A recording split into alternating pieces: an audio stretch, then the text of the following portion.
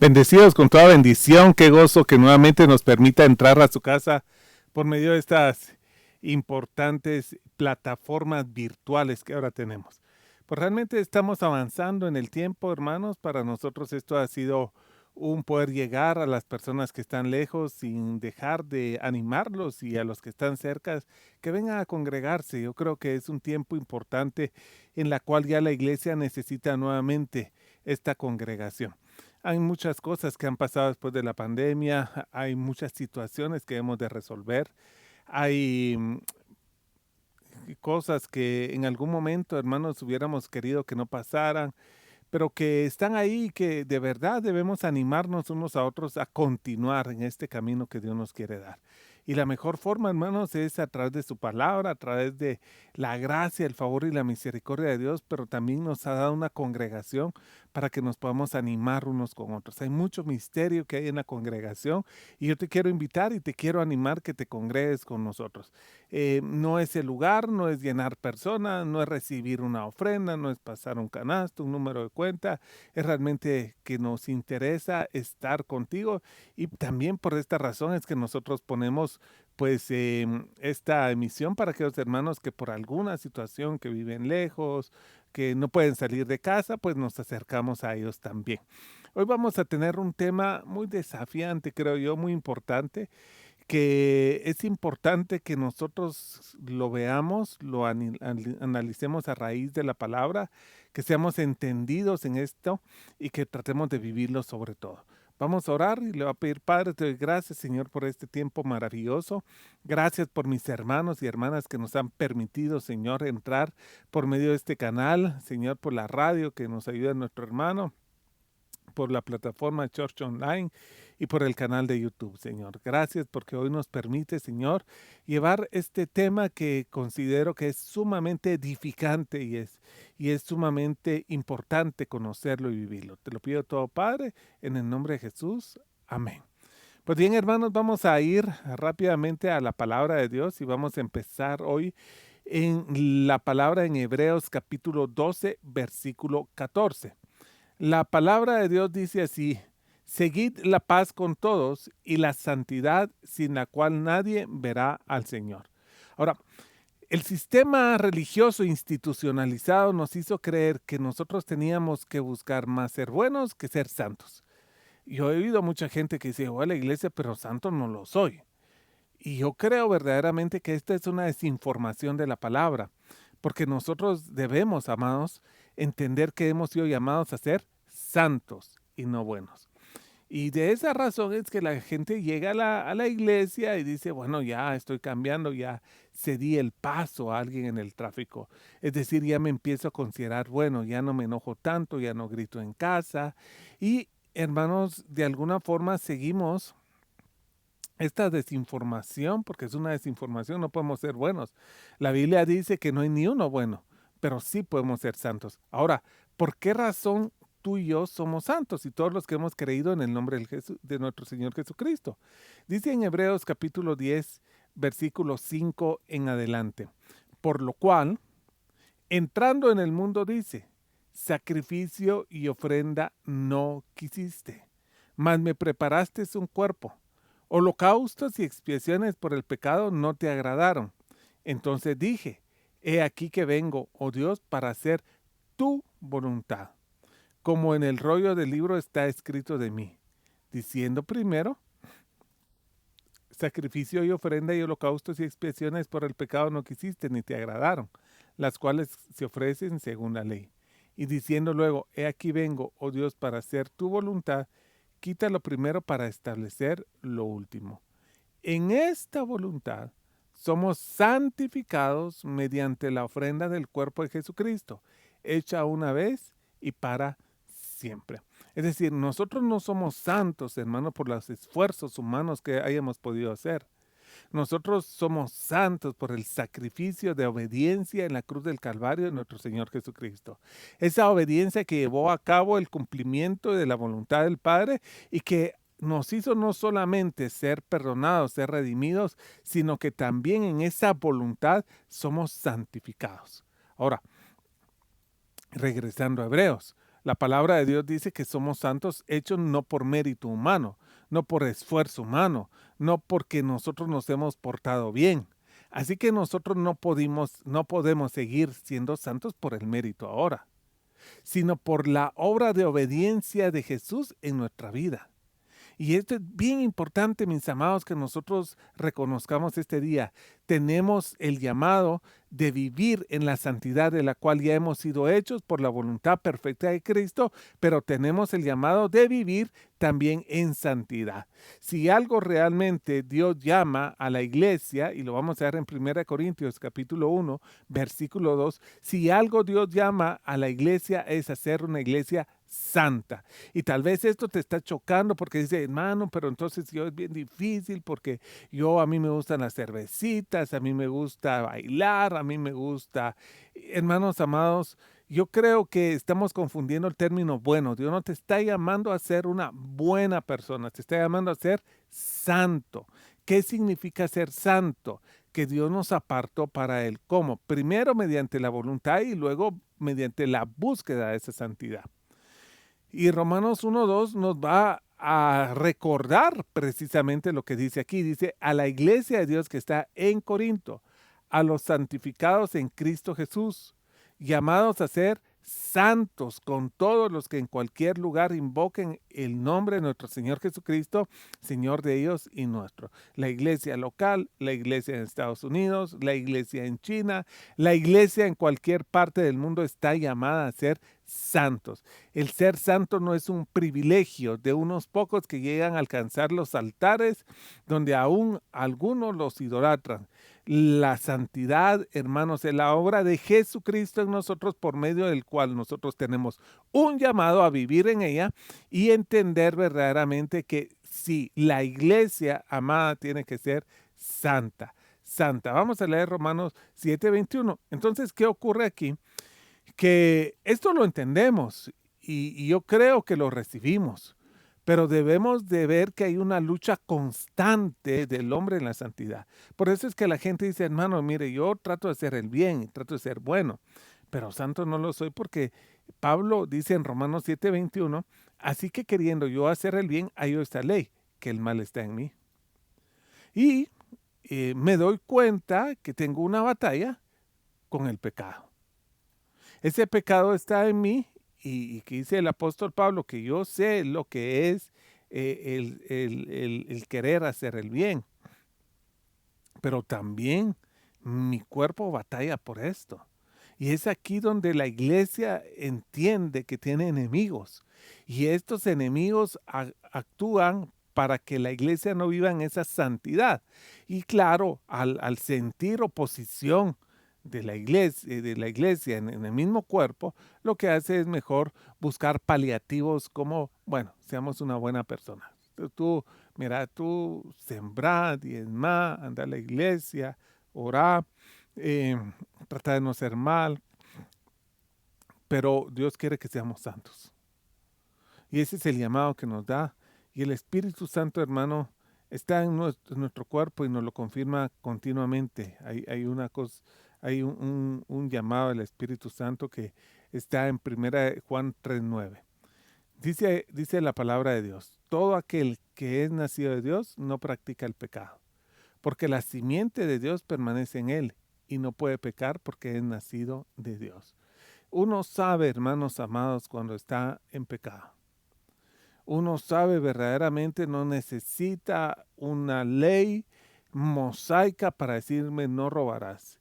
Inmediatamente el Espíritu viene a mí y sabe y yo reconozco por medio de él y de la inquietud que está en mi corazón que uno puede robar tiempo, que puede robar muchas otras cosas, hermano, aún hasta la paz le puede robar a una persona con la actitud en la cual a veces vivimos. Entonces, Dios nos ha dado el regalo precioso del Espíritu Santo para saber verdaderamente que no podemos vivir en el pecado.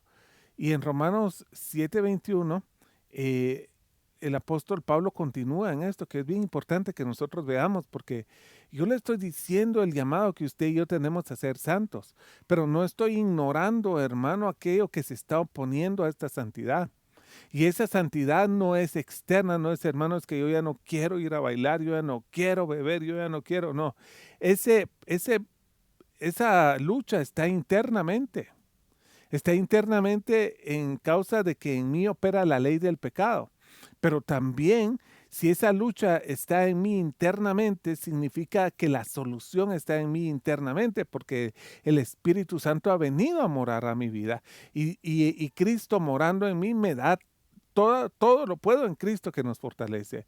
Por eso el apóstol dice en Romanos 7, y así que queriendo yo hacer el bien, hallo esta ley que el mal está en mí.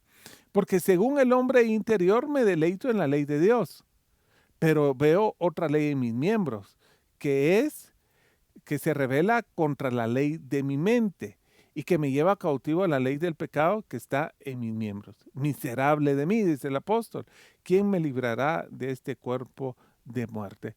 Y luego va a dar la respuesta, pues gracias a Dios por Cristo. Entonces, tú tienes un llamado a ser santo por la voluntad de Dios que te santificó y por esa misma voluntad de Dios que te santifica. Pero hay una batalla que está en nosotros. Pues la ley del pecado que habita en nosotros verdaderamente se opone a esa santidad. No es lo externo, no es hermano que yo siento, sino está dentro de nosotros. Así que la mejor forma para conquistar esta parte es conocer la palabra. Y debemos de saber verdaderamente que el asiento del pecado está en el mismo corazón. Marcos 7:21 dice, porque de dentro del corazón de los hombres salen los malos pensamientos, los adulterios, las fornicaciones, los homicidios, los hurtos, las avaricias, las maldades, el engaño, la lascivia, la envidia, la maledicencia, la soberbia, la insensatez, todas estas maldades dentro del hombre salen y contaminan al hombre. Es decir, el asiento, hermano, de esto es el propio corazón. No busques enemigos externos, que estoy solo, que estoy quebrado, que no me aprecian. El enemigo está internamente. Acá está donde Dios ha hecho una transformación y aquí es donde Dios quiere que nosotros tomemos como punto de partida, hermanos, porque Dios dice que ahora nos dará un nuevo corazón. No un corazón de piedra, sino un corazón donde está grabado toda la palabra que Él ha dado para nosotros. Entonces, el apóstol continúa en 1 Corintios 4:3 y dice algo que es bien importante porque, mire, el corazón es tan engañoso. Jeremías dice que no hay nada más engañoso que el corazón. El corazón se autojustifica. El corazón dice, sí, pero es que yo también pequé, pero porque tenía tentación, tenía necesidad, tenía, pues realmente era difícil para mí. Después de esto había deuda. O sea, hermanos amados, el corazón se engaña. Y Pablo, reconociendo esto, dice verdaderamente que ni siquiera él mismo se atreve a juzgar, porque nosotros, hermanos amados, no podemos juzgar totalmente esto. Esto es y labor de Dios. Dice en 1 Corintios 4:3, yo en muy poco tengo el ser juzgado por vosotros. Es decir, que el apóstol Pablo no se preocupaba tanto por lo que la gente dijera de él o por el tribunal humano. Dice la palabra de Dios, ni aún yo me juzgo a mí mismo. El apóstol Pablo comprendía verdaderamente que el corazón engañoso, porque él juzgándose a sí mismo podía salir en algún momento justificado, pero no por Dios, sino por él. Porque aunque nada tenga mala conciencia, no por eso estoy justificado. Pero el que me juzga es el Señor. Así que no juzguéis nada antes de tiempo, hasta cuando venga el Señor, el cual aclarará también lo oculto de las tinieblas y manifestará las intenciones de los corazones, y entonces cada uno recibirá la alabanza de Dios. Hermanos amados, la iglesia, nosotros no estamos llamados para juzgar, es Dios el que lo va a hacer, pero Él lo va a manifestar públicamente. Entonces, nosotros sabemos que el asiento de todo esto está en el corazón mismo. Y la palabra de Dios dice que es por eso que tenemos que examinar nuestro corazón. tenemos que examinar nuestro corazón. Pero ¿quién va a pasar el examen para el corazón? Ya vimos que no somos nosotros mismos, porque nosotros mismos nos podemos aprobar sin estar aprobados o desaprobar sin estar desaprobados. Hebreos 4:12, hay algo bien hermoso que yo te aconsejo, hermano, que lo leas siempre con toda la sinceridad, porque algo que Dios te da como regalo maravilloso es su palabra. Y dice Hebreos 4:12, porque la palabra de Dios es viva y eficaz, y es más cortante que toda espada de dos filos, y penetra hasta partir el alma y el espíritu, y las coyunturas y los tuétanos, y discierne los pensamientos y las intenciones del corazón. Hermanos amados, la palabra de Dios llega a mostrar las verdaderas intenciones de los corazones y especialmente de mi corazón. Y fíjate que esto es bien importante por el segundo paso que vamos a ver. Yo sé que verdaderamente queremos ser santos, pero ya vimos que hay una batalla y el asiento de esa batalla primero es el corazón. El corazón utiliza algo que es bien importante que nosotros comprendamos, son los deseos. Vamos a poner un ejemplo de un deseo. Suponiendo que alguien quiere comprar un carro y dice, bueno, voy a comprar un carro, por fe lo voy a comprar. Me voy a meter, voy a pagarlo y de repente, hermano, pues dice, pues mire, todo se ha dado fácilmente, ya tengo el carro. Viene la pandemia, las situaciones se complican y ya no se puede pagar el carro. Entonces el Señor dice, yo me metí por fe a comprar ese carro y tú me tienes que proveer. Entonces nosotros vamos verdaderamente a la palabra de Dios. ¿Fue por fe o por deseo de mi corazón de comprarme ese carro? Y tenemos que ser honestos, hermano, porque hay muchas cosas en la vida del creyente que le hemos llamado fe, pero realmente han sido los deseos del corazón de las personas. Y Hebreos habla en Hebreos 11:25 que esos deseos les llama deleites del pecado. Muchas personas están, hermanos, en el deleite, en el deseo de su corazón. Llaman fe a lo que no es fe. Es el deseo verdaderamente. Y es que el pecado lo que utiliza es el deseo de gloria, el deseo de ser rico, el deseo de ser importante, deseo de sentirse apreciado, el deseo de sentirse amado, el deseo de sentirse valorado, el deseo que está en nuestro corazón. Entonces el corazón engañoso toma un deseo. Dice, hermanos, que yo sé que Dios quiere que haga esto y lo otro, y le pone el tinte de fe, pero realmente es un deseo disfrazado. Y yo no quiero decir con esto que todos los deseos sean malos, porque el apóstol Pablo hablaba en Filipenses 3:10, por ejemplo, que había un deseo de conocer a Cristo. Dice la palabra de Dios también en Romanos que había un deseo de que los judíos, sus connacionales, fueran salvos. También había el deseo que sus hijos espirituales llegaran a la madurez. Es decir, el apóstol Pablo tenía deseos, pero el deseo del corazón es aquellas cosas que engañan para obtener algo que Dios no nos dio. Y al descubrir entonces la desnudez, empezamos a sentir, hermano, esa decepción que muchos creyentes tienen en este momento, y te lo puedo afirmar, porque muchos creyentes se han sentido decepcionados por lo que ha ocurrido durante la pandemia.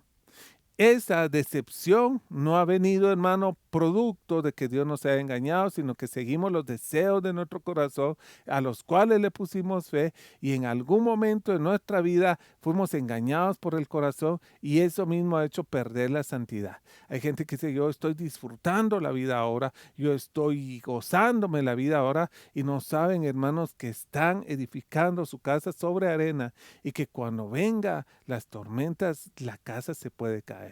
Pero Dios quiere que nosotros sigamos avanzando. Y entonces el asiento de esto es el corazón. El arma que utiliza es el deseo. Y el fin último es engañar el entendimiento, la razón. Por eso es que Efesios 1 dice que su oración es para que alumbre los ojos de nuestro entendimiento, para que podamos comprender. Cuando hay una mente ya engañada, hermanos, una mente ya engañada acerca de las cosas de este mundo, podemos perder fácilmente la santidad. Conformarnos, amados, con ser buenas personas, pero dejando atrás el tema de la santidad. Efesios 4:22 dice que esos deseos engañosos son los deseos del viejo hombre que confunden la mente y que hacen que las personas, hermano, en algún momento abandonen la santidad. La palabra de Dios es bien clara hoy. Dice, hermano, que sigamos la santidad sin la cual nadie verá a Dios. La santidad no es una opción, la santidad es una decisión en Cristo Jesús, porque si fuimos hechos santos por la gracia de Dios y por la voluntad de Dios, somos santificados en esa voluntad preciosa y perfecta. Cuidado, hermano, hoy con el deseo del corazón, que va a llevar a mentes que son engañadas por un viejo hombre, perdiendo de esa forma la santidad. Vamos a leer finalmente Tito capítulo 3, versículo 3. Yo quiero que tú leas verdaderamente cómo Dios quiere que nosotros pues, vivamos esa vida en abundancia que Él nos da. Esa vida maravillosa, ese regalo precioso que Dios nos da, hermanos, y que en la cual obtenemos entrada hacia toda la heredad que Dios nos ha dado. Así que hoy vamos a leer, voy a tomar un ratito que no la apunté aquí. Quiero pedir perdón, las disculpas por eso. En Tito capítulo 3 solo la, la apunté en mis notas y te la leo en este momento. Hoy yo te digo, hermano santo, santos, porque eres un santo. Dios quiere que seas santo. Yo que no, hermano, eso es mucho, no. Santo, te has llamado a ser santo por el sacrificio de Jesús y por la obra de Jesús en tu vida. Porque nosotros también en otro tiempo éramos necios, desobedientes, extraviados, esclavos en deleites y placeres diversos, viviendo en malicia y envidia, aborrecibles y odiándonos uno a otros. Pero cuando se manifestó la bondad de Dios, nuestro Salvador, y su amor hacia la humanidad, Él nos salvó no por obras de justicia que nosotros hubiéramos hecho, sino conforme a la misericordia que por medio del lavamiento de la regeneración y la renovación del Espíritu, por el Espíritu Santo que Él derramó en nosotros abundantemente por medio de Jesucristo nuestro Salvador. Hermano, sean santos como Dios es santo. Es una invitación grande hoy que Dios nos está dando y que yo te invito verdaderamente a que la tengamos, a que la gocemos y la disfrutemos y vamos a orar. Padre, entiendo verdaderamente el llamado que tú me tienes en este momento a que tenga una vida santa, Señor. Anhelo con todo mi corazón esa santidad que recibí, Señor, en tu voluntad soberana, Señor. Anhelo con todo mi corazón, Señor, esa santidad que tú me has dado, Señor, en la cruz del Calvario y que tú permaneces en nosotros en la obra de Dios. No permita, Señor, que caiga en los deseos engañosos de mi corazón, que buscando amor, cariño, aprecio, aprobación, prosperidad, riqueza, Señor, mi corazón se desvíe, Señor, y deje de buscar lo que es bueno, santo y puro delante de ti. Permite, Señor, que mi mente siempre tenga el entendimiento de tu palabra, la iluminación del Espíritu para que no pueda vivir nuevamente en el viejo hombre, el cual de una vez, Señor, me fuiste y me liberaste. Gracias, Padre, porque comprendo, Señor, que mi llamamiento es tener una vida santa. En absoluto dice, Señor, que tengo que ser cosas externas, sino que el que sabe, Señor, verdaderamente lo que es santidad, sabe cómo vivir y por eso te agradezco hoy en el nombre de Jesús. Amén. Pues bendecido mi hermano, adelante, ánimo con confianza, con fe, con esperanza, sean santos porque su Dios es santo. Esperamos vernos la próxima y un abrazo y bendecidos con toda bendición.